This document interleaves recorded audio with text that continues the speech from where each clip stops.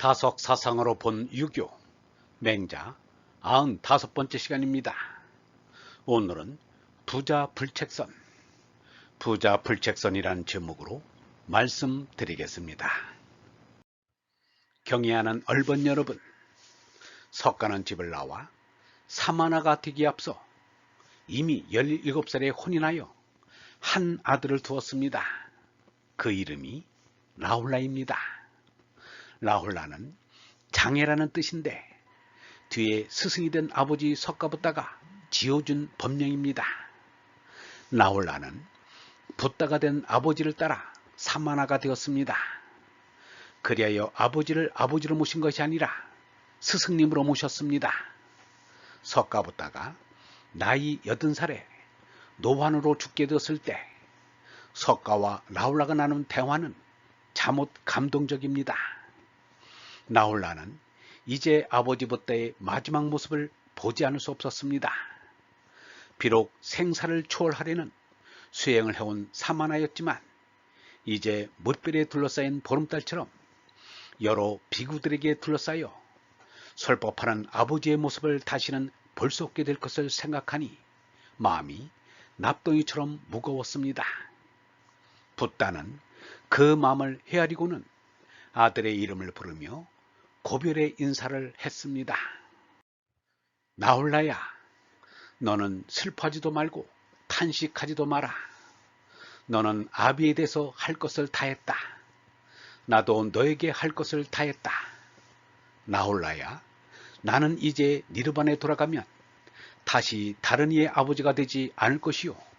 너도 반드시 니르반에 들어 다시 다른 이의 아들이 되지 않을 것이다. 나와 너는 함께 어지럽게도 말고 또 성질도 내지 말아야 한다. 라훌라야, 열애의 진리는 영원하다. 너는 죽을 나를 버리고 참나로 자유해야 한다. 이것이 나의 가르침이다. 어찌 들으면 부자의 인연을 여기서 끝내자는 비정한 말로 들릴지 모르겠으나 이는 참으로 진리를 깨달은 부다의 말씀이라 아니할 수 없습니다. 만일 석가가 아들에게 니르반에서 다시 부자로 만나자고 했다면 진리를 깨닫지 못한 것입니다. 니르바나에는 나와 너라는 개체란 없습니다. 너와 나가 없는 성령이나 진리의 나인 얼라가 있을 뿐입니다. 삼독의 수성인 제 나는 니르바나님 나라에 들지 못합니다. 예수도 분명히 거듭난 얼라만이 하늘나라에 들어간다고 했습니다. 예수 석가의 생각은 멸망의 죄나로는 나지도 말고 낳지도 말자는 것입니다. 나는 이왕 낳지만 자식은 낳지 말자는 것입니다.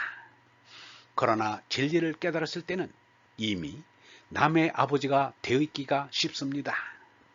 구경의 깨달음을 이루는 나이가 40살 전후에 이루어지기 때문입니다. 유영문은 말하기를 인격의 온전함이 능히 독신을 가능하게 한다. 누구를 의지하거나 기대하거나 하는 것 없이 혼자서 오줌덩을 가누게 되고 남녀 문제를 초월하게 되고 생사 문제를 초월하게 된다. 마음은 영원한 그늘 속에서 쉬게 하고 몸은 끈이와 근음 위에 높이 올라 세우자. 이것이 안심인명이다. 예수는 독신으로 살았으며 여자를 보고 음욕을 품는 일이 없었다. 정신 든 사람이 어떻게 음욕을 품을 수가 있겠는가? 음욕이란 실성한 사람들이 할 것이지 정신이 바로 박힌 사람은 음란에 젖을 까닭이 없다 라고 했습니다. 그러나 예수는 독신 생활을 강요하지 않았습니다. 자기의 정신적인 수양에 따라 하느님을 위해 스스로 고자가 될 수 있다고 했습니다. 그렇게 하지 못하면 일부 일처를 철저하게 지켜 이혼하는 일이 없게 하라는 것입니다. 유영모는 불갑을 낳았으니 사랑을 하고 혼인을 해야 할 터인데 근본인 나를 모르고는 또 혼인이 무엇인지 똑바로 모르고는 혼인할 필요가 없다. 되도록 혼인하지 말고 아기를 낳지 말아야 한다.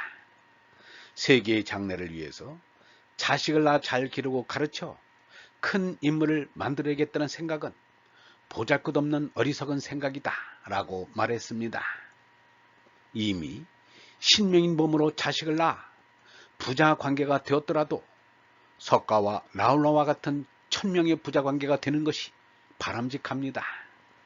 유영문은 말하기를 부부나 부자 사이에도 알고 있는 것은 하나도 없다. 그러니 흉하고 이상하지 않을 수 없다. 그러므로 하느님의 소리인 본음, 정음, 복음을 알아야 한다. 하느님의 소리를 알 때 너와 나의 벽을 뚫어 통할 수 있다 라고 했습니다. 그러나 진리는 아버지와 아들 사이에 유전인자로 전승되지 않습니다. 진리는 스승과 제자 사이에도 일방적으로 전달되지 않습니다. 진리는 스스로 깨닫는 길밖에 없습니다. 그러므로 권선책선이 붕우지도라고 한 맹자도 부자재간에는 불책선해야 한다는 것입니다. 아버지와 아들 사이에 책선을 하면 서로 멀어지게 되고 멀어지면 좋지 못함이 아주 크다. 마하트마 간디는 맏아들 하릴라이를 지나치게 책선했는데 그는 결국 아들을 폐인으로 만들었습니다. 하릴라이는 여자 관계가 분방하여 아버지 간디는 이를 못마땅하게 생각했습니다. 하릴라이가 결혼하겠다고 할 때마다 아버지 간디는 고개를 가로저었습니다.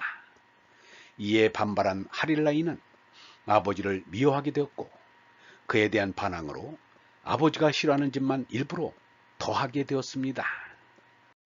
그리하여 주색에 빠지는가 하면 힌두교에서 이슬람교로 개종까지 했습니다. 간디의 아내 카스트르바이는 아들에 대한 걱정 때문에 숨지기 전까지 슬피 울었습니다. 임종을 앞둔 어머니의 병상을 찾은 하릴라이는 취기로 인해 부축을 받지 않고는 제 몸도 가누지 못할 지경이었습니다. 간디는 아들까지 조국 인도에 바친 셈입니다. 마하트마 간디가 자식에게 자기보다 진일보하기를 바라는 것은 잘못이었습니다. 경애하는 얼번 여러분, 아들에게 책선하면 아들과의 사이가 멀어지게 됩니다. 아버지는 아들에게, 아들은 아버지에게 서로 바라는 것이 다르기 때문입니다. 아들에게는 직접 가르치려 말고 바른 길을 가르치고 깨달음으로 인도하는 훌륭한 스승을 만나게 해주는 것이 좋습니다. 영성신학원 다속아카데미의 하늘소리였습니다.